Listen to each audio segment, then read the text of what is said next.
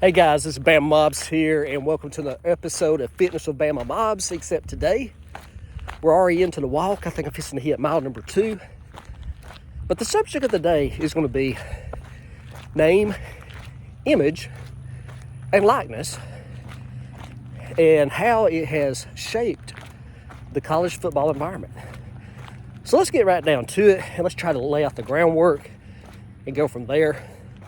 Because this has been building over at least a decade.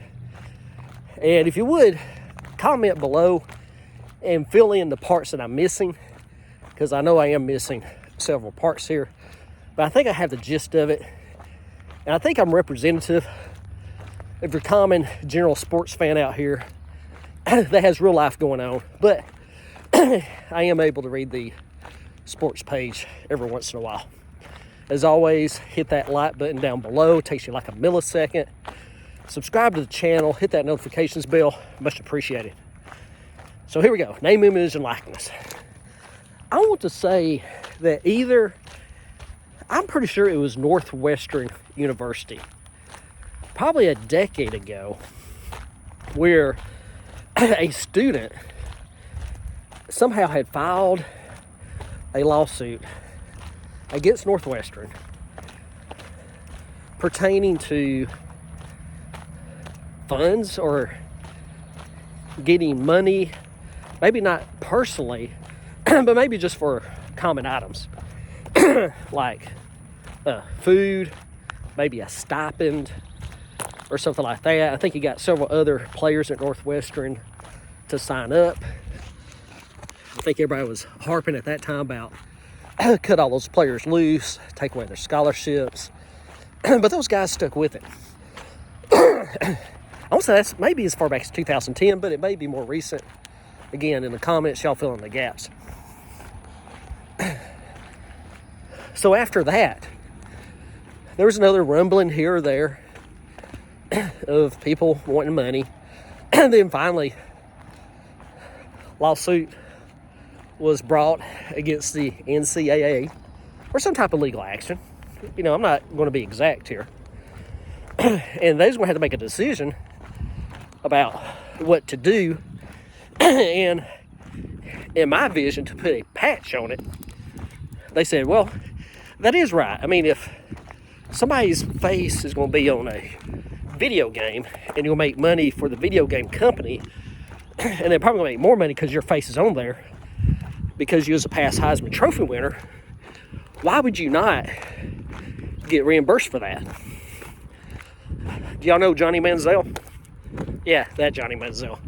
I watched one of his documentaries, or maybe it was a podcast with Shannon Sharp, where he was saying that, yeah, he's going to buy the bookstore, and if you see all these number 2 jerseys, which were his, being sold, and you're like, how am I not getting some of that? Not trying to be greedy, but how am I not getting some of that money? So again, name, image, and likeness. What does that really mean? Well, name, image, and likeness means, well, because of who I am, my personality, my brand, so to speak, if Coca-Cola wants me to do a commercial, well, that would apply to name, image, and likeness, because it would be a contract, and for whatever it is, $5,000, $10,000, I would do a commercial for Coca-Cola, just like every football coach in America does, at least down here in the South. Also, Ford Motor Company. Every football coach in the SEC does a commercial with the Ford Motor Company. You get reimbursed for that. Or if there's a local restaurant at the student area in the city that the kid is at, well, like whatever tacos or whatever Philly steak sandwich place it is, yeah, you'd sign a contract, get paid $1,000 for doing a commercial or a series of ads in the newspaper. That's name, image, and likeness. And I think most people is okay with that. I mean, number one, it doesn't matter if I'm okay with it or not, because it's not my money. I mean, that is the point. It is not my money. But I think a lot of people get name, image, and likeness confused with what we have today, which are called collectives. I know that sounds like something off Star Trek. I mean, what was that? The Borg, you've been assimilated into the collective, or something like that. For all you Trekkies out there. If you're not a Trekkie, you don't get it, I know. Oh my gosh, we got a tank here.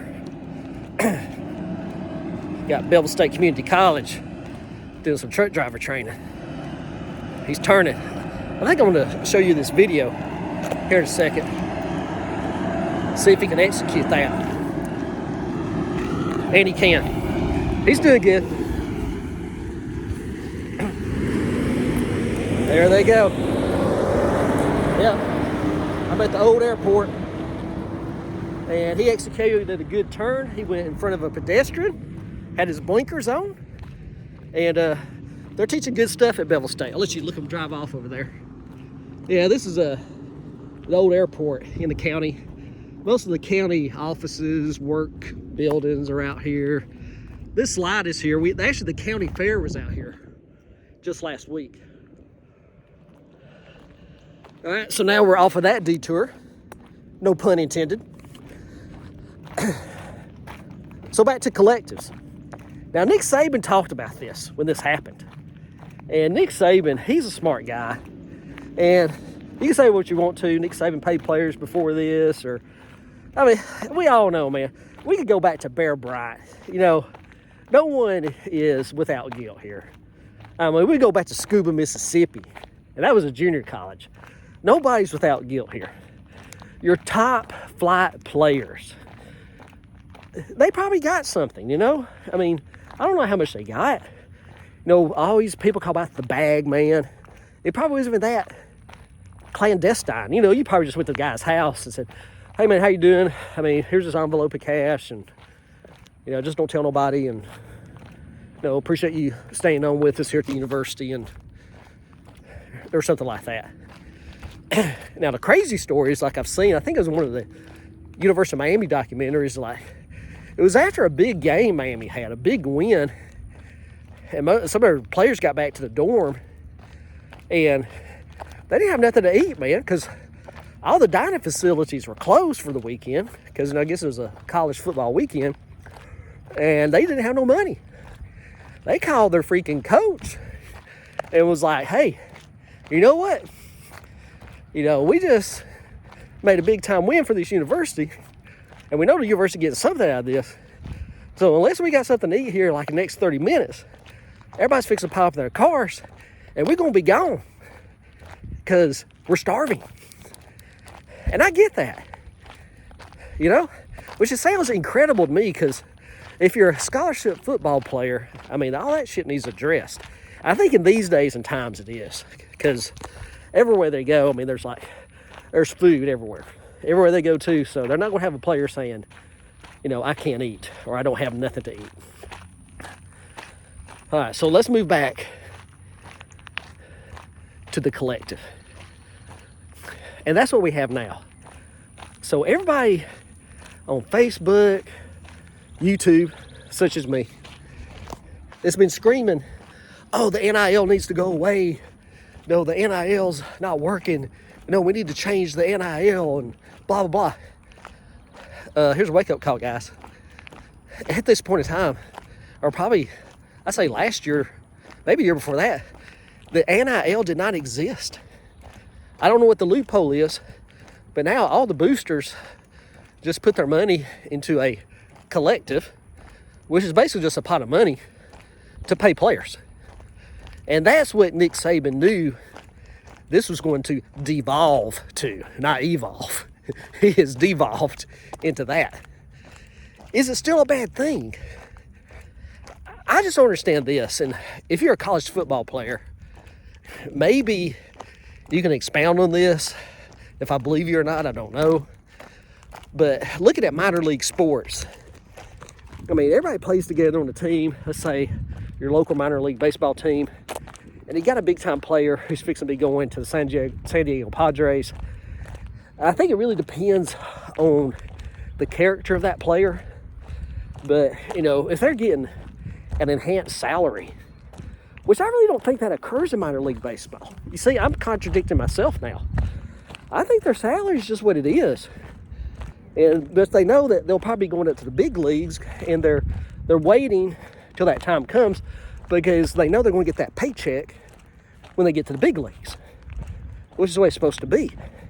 But somehow in college, it's not even a minor league mentality. The college players now want to get paid in college like they're a professional athlete.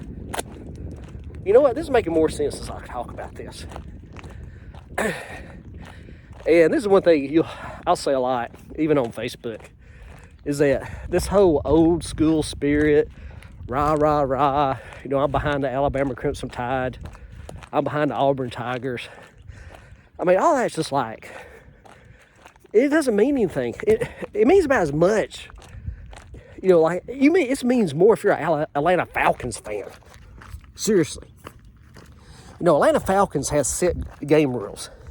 Now, we have rules on who comes in and who comes out, contracts, signing bonuses, what happens if you don't live up to your contract, and things like that. So all that is taken into account with a professional football team.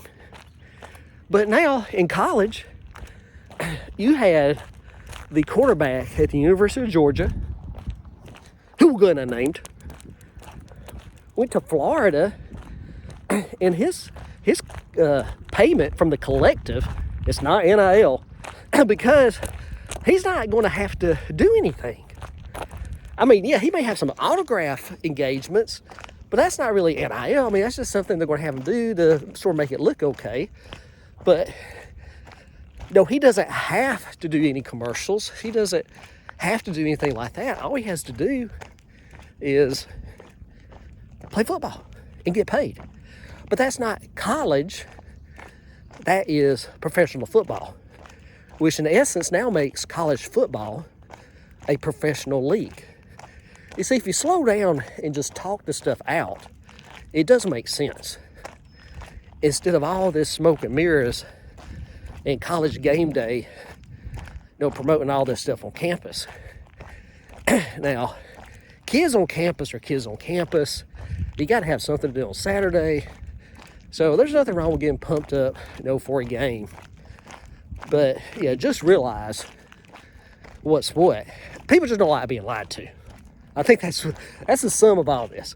Now, if you tell me what the ground rules are, and you just say, okay, guys, now we've had this thing, college football, for all these years, but it's morphed into something else. It really starts at Little League football, with parents, trying to morph their kids into the next college athlete, with over 99% of them realizing that it's not going to happen. Maybe 1% of high school athletes make it to college. It's probably less than that. But once into college, if you are that producer for the team, you're going to be making big time buck. And that's where I'm really confused. And as I said, comment down below and help me out. Where did the power shift occur? I mean, how did the universities, the bowl game people, college presidents get, hung out to dry by 18-year-olds?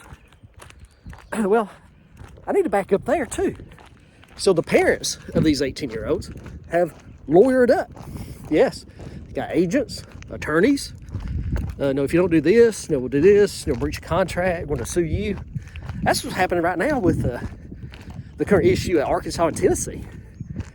These two brothers, from what I've read in the newspaper, saw on Facebook, they left their schools and both are bad-mouthing each other. And that's going to turn into, we're going to sue you, and we're going to counter-sue, and we're going to sue you, and it's all a mess. And here's the bad part. I mean, ultimately, the bad part, if you want to get down, if you want a little hug me, feel good story, which ain't really that good. Yeah, the college football team, the team itself, now the players, especially your skill players, you don't even know if you're going to be playing or even have a chance to play. I mean, are you going to have a chance to, start on the team? Or is your team going to go buy a quarterback and they just show up and now, hey man, yeah, you was penciled in a starter next year, but now you're not? I mean, that's just messed up. So on the team, you really get a me dynamic. What's in it for me? And actually the coaching staff and this whole collective money situation is creating that. Now, you have seen some schools and some players that with their collective money, they did give some to their non-scholarship athletes. I think that was a linebacker at Oklahoma last year, that some amount of his collective money he gave to walk-ons. He split it between them. So that's cool, but that's not a solution. And that's maybe a feel-good story. Whereas if you're other college athletes out there, you're basically just getting crapped on. Because think about it. You're out there and it's 102 degrees in the heat. You're at football practice. And you're just trying to make it.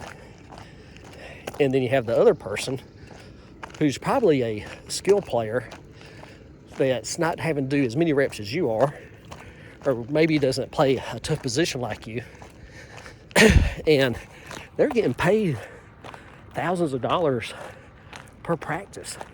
You cannot sit there and tell me there's no animosity or jealousy inside the team in that situation. I mean, unless the guy that's getting paid, I mean, really, if I was an offensive lineman and the quarterback came on a team and he's making $1 million for the season, I would just tell him straight up, buddy, hey, the O-line gets paid $5,000 per game. We're not taking all your money, but for you to succeed, it's the O-line. It goes through the O-line, baby. So now you're going to have blackmail on the teams. I can keep going with scenarios. I'm sure y'all can too. I want to wrap this video up. Hit the like button. Subscribe to the channel. And whatever your thoughts you have on this collective situation, let's call it what it is. It's not an NIL. How are we going to move forward? My only solution is you got to separate the football from the universities.